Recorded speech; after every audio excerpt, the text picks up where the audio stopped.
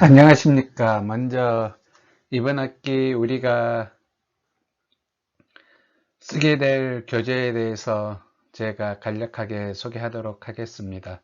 그리고 다음 장에서 본격적으로 오리엔테이션을 하도록 하겠습니다.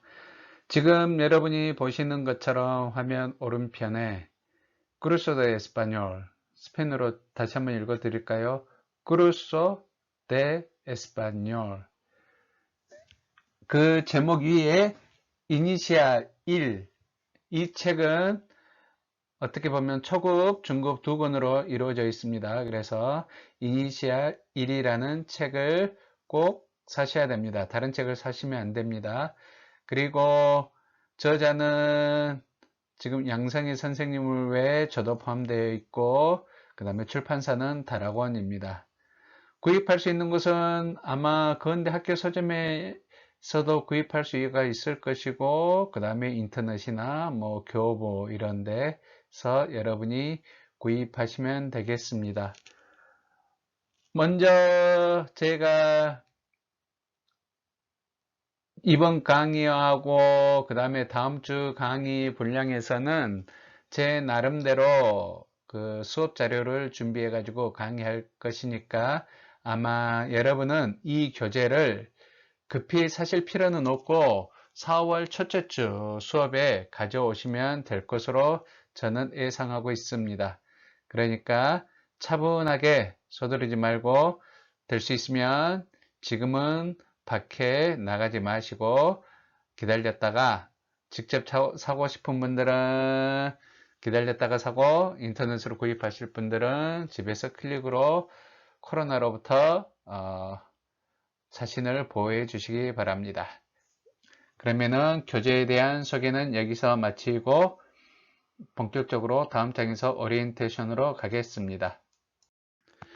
자, 여러분 앞장에서 제가 교재를 소개하면서 말했던 것처럼 이제 본격적으로 오리엔테이션을 시작하겠습니다.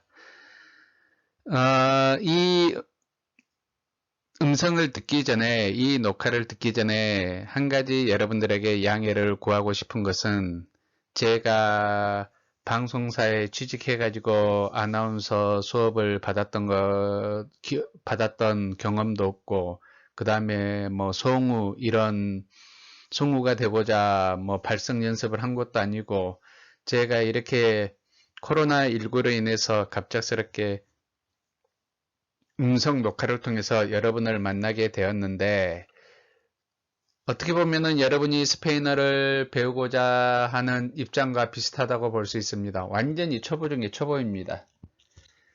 그러니까 제 목소리라든지, 그 다음에 제 억양이라든지, 제 목소리의 톤이라든지 이런 것들이 전문가답지 않더라도 이제 막 입문한 사람의 방식이니까 조금은 여러분이 듣기에 편하지 않더라도 양해해 주시기 바랍니다. 그러면은 2주 후에 4월 달에 우리가 면대면 수업에서 제가 여러분들을 과거에 했던 것보다 훨씬 더 편하게 해드리고 더 재밌게 해드리고 스페인어를 더 많이 더 깊게 가르치도록 애써 보도록 하겠습니다. 그거에 대한 대가로 말이죠. 그러니까 평소에 했던 것보다 120%의 노력을 해드릴 테니까 지금 음성으로서 듣는 제 설명을, 제 오리엔테이션을 조금은 듣기 힘들더라도 참아 주실 것을 간곡하게 당부하는 바입니다. 이제 시작합니다. 제 소개를 할게요. 저는 여러분이 알다시피 제 이름은 신태식이고, 그 다음에 제 이력을 잠깐 이야기하자면 여러분의 학교 이니셜과 같은 KU라는 대학에서 왔습니다. 여러분은 초록색이지만 저는 빨간색입니다.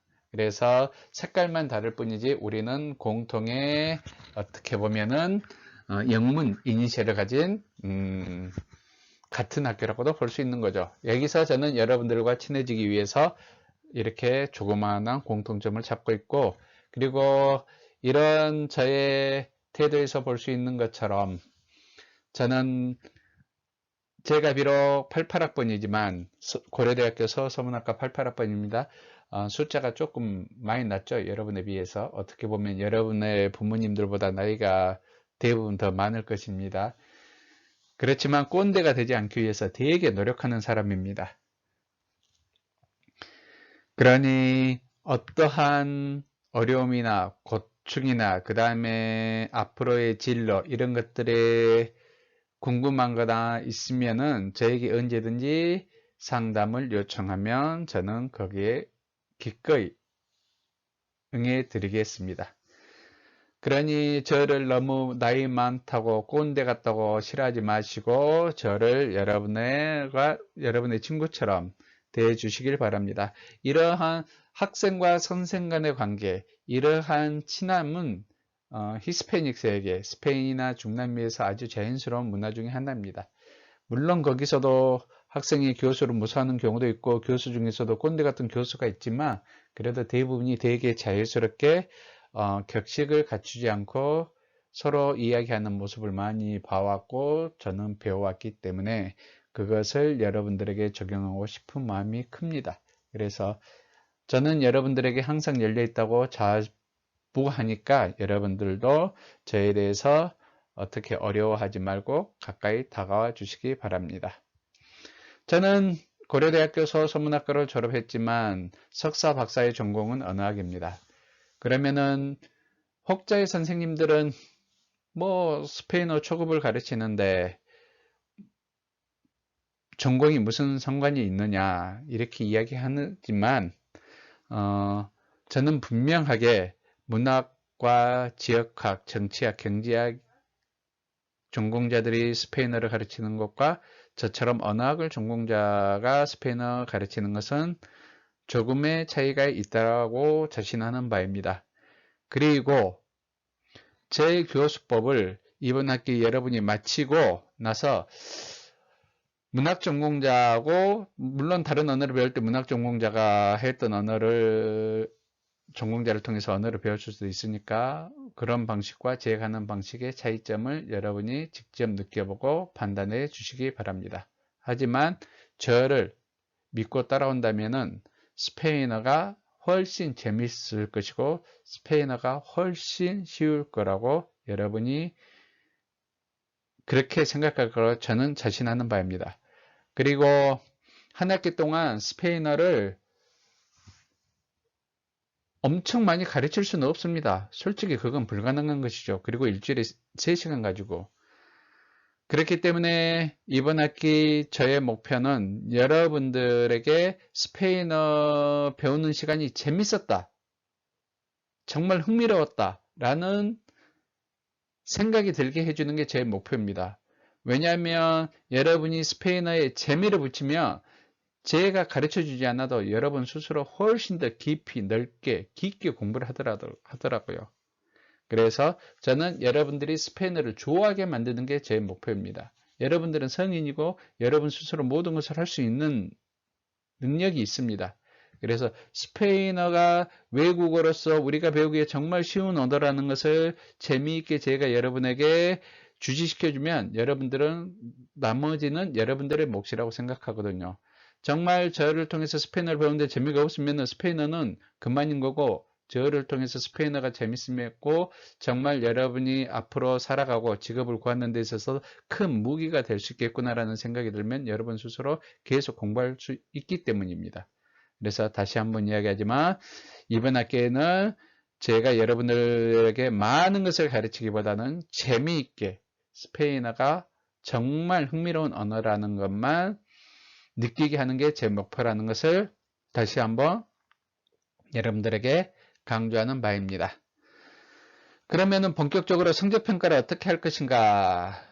여러분 화면 봐주시기 바랍니다. 출석은 20점입니다. 그래서 한 번 감점할 때마다 그냥 마이너스 2점씩 감점합니다. 그래서 여러분이 이번 학기에 한 번 결석하면은 18점, 두 번 결석하면 16점 이렇게 돼가는 거죠. 그래서 여러분의 출석 점수는 여러분이 스스로가 알 수 있습니다. 물론 온라인으로 출석 체크를 하게 되는 것이고요. 그런데 이렇게 해버리면 여러분 대학생이고 불가피하게 이 과목의 시간과 겹치는 중요한 일이 있을 수도 있습니다. 그런 경우가 다반사로 일어날 수도 있겠고요. 그래서 저는 여러분들에게 한 번 정도의 출석을 봐주고 싶습니다. 그 말은 무슨 말이냐? 여러분이 한 번 결석하더라도 출석은 20점입니다. 두 번째 결석하게 되면 18점이 되고 세 번째 결석하게 되면 16점이 된다는 것이죠. 아시겠죠? 그러면은 여러분들이 혹시 동아리 활동이나 또는 과 활동이나 어떤 단체에 활동하고 있을 때 여러분들이 스케줄을 조정해 가지고 근데 불가피하다 이럴 경우에는 한 번 정도 봐주니까 유용하게 사용하시기 바랍니다. 물론 남학생들 같은 경우에는 예비군 훈련 공길 처리해 줍니다. 여학생들 같은 경우에는 4학년인데 선을 본다. 공길 처리해 줍니다. 그리고 자기가 하는 동아리 활동이나 과 활동에서 정말 중요한 일이 있고 자기가 주도적인 역할을 해야 된다. 그러면 미리 저에게 오세요. 그렇게 되면은 제가 공길 처리해 줍니다. 아시겠죠? 그런데 이 일이 끝나고 나서 저 무슨 일로 이렇게 해서 결석했습니다. 그거는 공길 처리 안 됩니다. 왜? 사후에는 결석한 걸 보상하고자 결석한 걸 출석 처리하고자 거짓말을 만들어낼 수 있거든요. 하지만 사전에는 그런 거짓말을 하기가 쉽지 않습니다. 그래서 사전에 허락받은 사람은 공길 처리가 되지만 사후에는 경길 처리가 안 된다라는 거. 그렇기 때문에 꼭 무슨 일이 있을 것 같다. 그러면은 저에게 와서 한번 의사를 타진해 보세요. 그러면은 제가 여러분에게 정말 도움이 되는 경험 같다. 이러면은 공길 처리해 주도록 하겠습니다.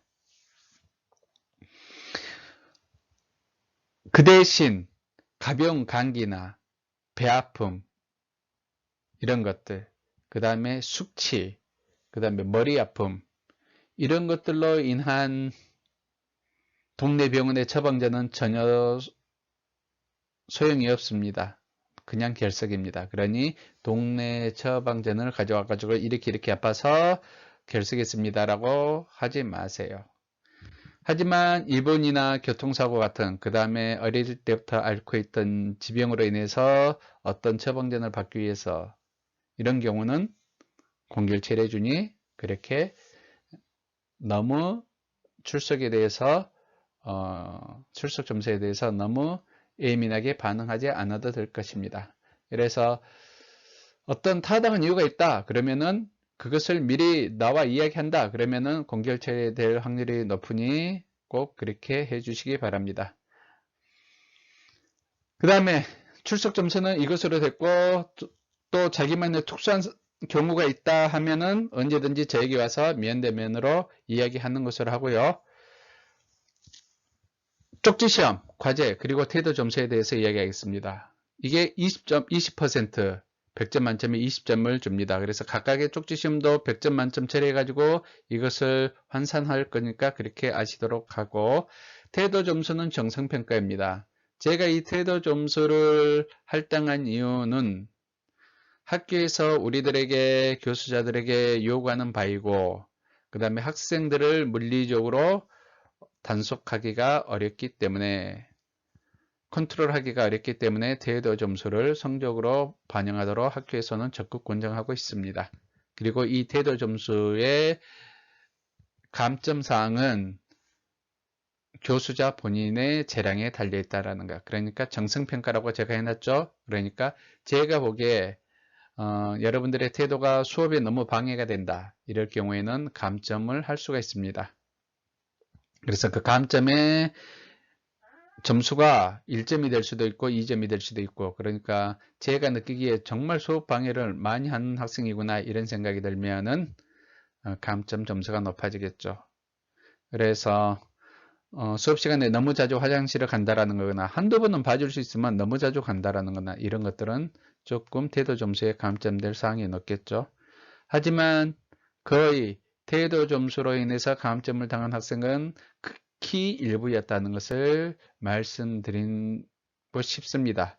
그렇다라는 것은 그만큼 여기에 근대에서는 상호 존중의 분위기가 있어서 정말 이름 건대라는 이름처럼 건전한 학생들이 너무 많아서 태도 점수 불이익을 당한 사람은 극히 일부였으니 아마 이번 학기는 태도 점수로 인해서 불이익을 당한 사람이 한 명도 없었으면 없을 거라고 저는 어떻게 보면 자신하기도 합니다.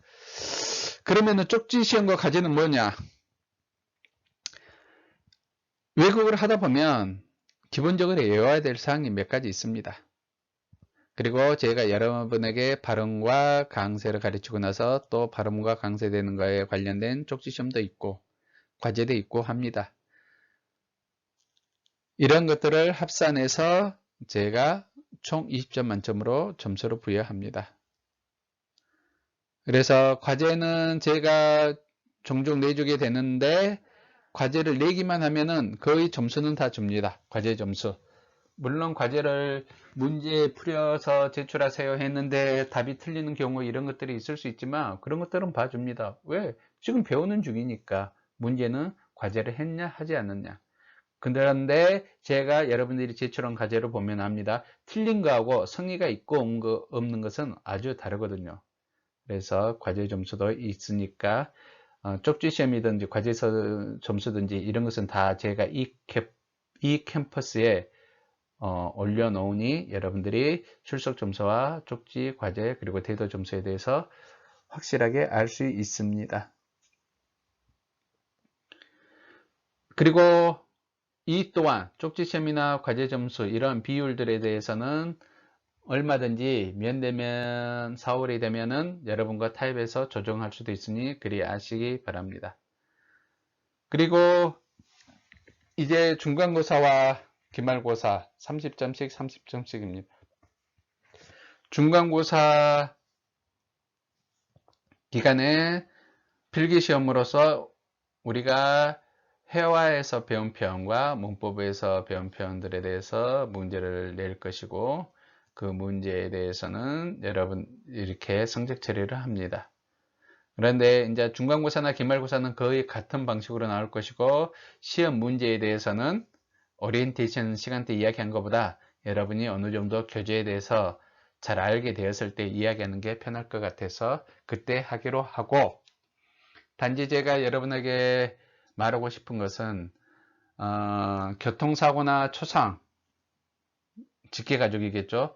그런 걸로 인해서 중간고사를 못 볼 경우에는 기말고사 점수가 중간고사 점수로 들어가게 되는 거고 중간고사는 보았는데 기말고사 기간에 그렇게 되었을 경우에는 기말고사 점수로 들어가게 된다는 것을 모든 학생에게 똑같은 조건으로 하겠습니다. 그러니까 중간고사를 보든지 기말고사를 보든지 꼭 두 분 중에 한 번은 보시기 바랍니다. 물론 불가피한 제가 말하는 이런 교통사고나 이런 초상이라는 불가피한 사정 없이 시험을 보지 않게 되면 0점 처리하는 것은 당연한 것이고요. 아시겠죠? 그래서 여러분들과 이 정도로 하면은 성적평가는 별 문제가 없을 것으로 저는 생각합니다. 왜냐하면 지금까지 이런 식으로 몇 학기 해왔지만 성적에 대해서 되게 궁금하다거나 불만의 메일을 보내는 학생이 거의 없었거든요. 그리고 다시 한번 말하지만 기말고사 점수는 이제 여러분이 등급을 받으면서 알 수 있겠지만 출석 점수나 쪽지 시험 이런 것들 중간고사 점수까지는 여러분이 다 알 수가 있습니다. 중간고사 보고 제가 점수를 공개하거든요. 그래서 총 100점 만점에서 70점의 자기 점수를 알게 되니까 기말고사 점수를 알지 못하더라도 자기의 등급이 어느 정도 될 것인지 짐작을 하는지 제게 성적 불만에 대한 이메일은 별로 없었습니다. 단지 아쉬운 것은 제가 이야기했죠. 스페인어를 아주 쉽고 재밌게 가르칠 것이라고. 그래서 내용이 너무 깊지 않다 보니까 생각보다 평균 점수가 높게 나오고 높았음에도 불구하고 그런데는 상대평가로 인해서 자기가 원하는 A라는 등급을 못 받을 수도 있습니다. 그런 것은 여러분 자신도 조금은 마음이 안 좋겠지만 저는 당하다고도 볼 수 있습니다. 정말 아쉬워요. 1, 2점 차이로 A, B가 갈리는 상황. 하지만 어쩔 수 없음을 이해해 주시고, 그리고 제 경험으로 보니까 꼭 0.5점이나 1점으로 B등급으로 퍼센티지 때문에 B등급으로 밀린 학생이 가끔 가다가 메일을 보냈는데 꼭 양해해 주시기 바랍니다. 혹시 여러분 중에 한 명이 그런 경우에 처했을지라도. 그래서 이것으로 어찌 됐든지 간에 제가 할 말은 일방적으로 다 한 것 같습니다. 여러분의 질문이나 여러분의 궁금한 사항은 우리 면대면으로 전체가 있는 곳에서 하기도 하고 아니면 개인적으로도 언제든지 타입해 보는 것으로 하고 이만 오리엔테이션을 마치고자 합니다. 그런데 오리엔테이션은 다시 하지는 않습니다. 여러분이 궁금한 사항을 가져와 가지고 이야기하게 되면 그게 타당하다면 제가 전체적으로 공지를 할 수도 있고 하는 거지, 이렇게 지금 했던 것처럼 다시 하지는 않습니다. 그러니까 특별하게 여러분들이 궁금한 사항이 없으면 이것으로 오리엔테이션이 끝난다라는 것을 다시 한번 말하면서 오리엔테이션을 끝내도록 하겠습니다. 감사합니다.